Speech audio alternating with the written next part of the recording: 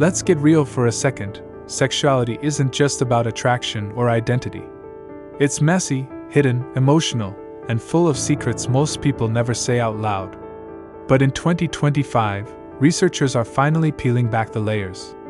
And what they're finding?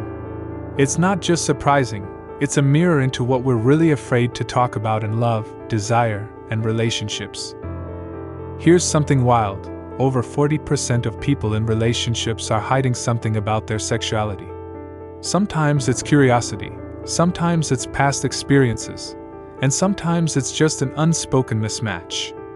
For example, a new study found that 41% of women in same-sex relationships report being attracted to other genders, and 3% of straight men are secretly attracted to other men.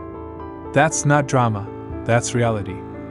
Now, let's talk about secrets. Not just the juicy ones, but the quiet, emotional ones. Researchers found that 36% of people keep sexual secrets from their partners. Women are more likely to hide things like trauma or specific turn-ons. Men? They're more likely to hide experiences like threesomes or taboo fantasies. The irony? When those secrets are shared, relationships usually don't fall apart.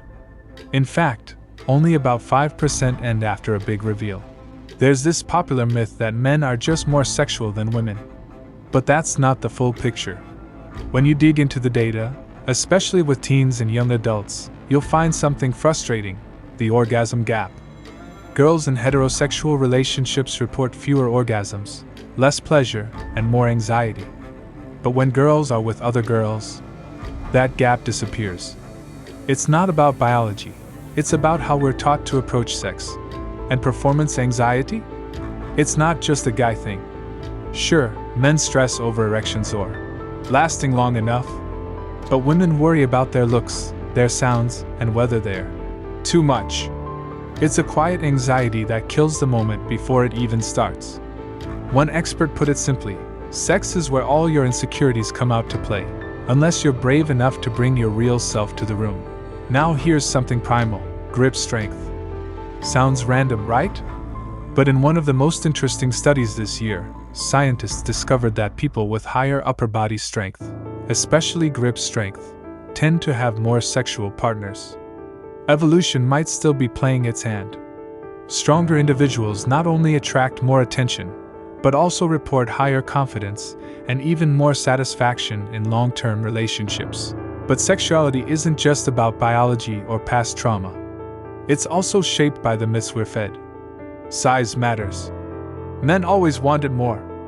Women lose interest after marriage. A feature in The Guardian busted 10 of these myths wide open. Most of them? Complete nonsense. Sex isn't a performance.